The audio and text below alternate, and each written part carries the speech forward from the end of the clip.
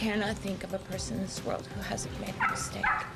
Coming to her husband's defense as K2 uncovers new information about why a local mayor is charged with the crime of impersonating a police officer.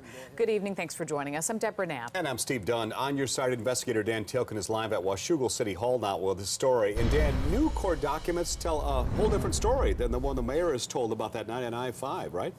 The Cowlitz County prosecutor filed these court documents today saying the mayor used emergency lights on his city-issued vehicle to get slower drivers to move out of the way. But his wife says this is all blown way out of proportion. It's beyond stressful. The phone calls, the news stories, and internet postings have taken their toll on Ann Gard and her husband Sean. And the only reason that this has all become a big deal is because he's mayor of Washougal. And it's just gotten way out of control. On Christmas Eve, the mayor was driving this unmarked retired police car with his wife's sister and kids near Woodland. In this email to city workers, he said he flashed his high beams to get a slower car out of the fast lane.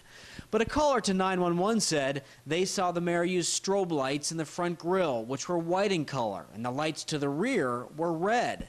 A state trooper then pulled in behind the mayor's car and saw the rear lights activate, as if emergency lights were on the vehicle. The taillights were quickly alternating in a rapid pattern, similar to that I have seen in other emergency vehicles.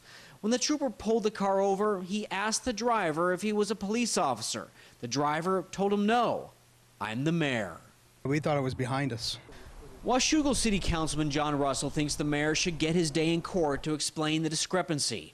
But he's troubled because the mayor ran on the hope of moving the city beyond other recent troubles. Fortunately, we've had quite a few elected officials, both on mayoral and city council level, who have had to deal with legal wranglings, and so we'll work through it. When we went to the police department today, a sergeant there told me that those strobe lights that were in that Ford Taurus, they have since been removed. Now, the mayor, Sean Gard, he has to go before a Cowlitz County judge on July 6th.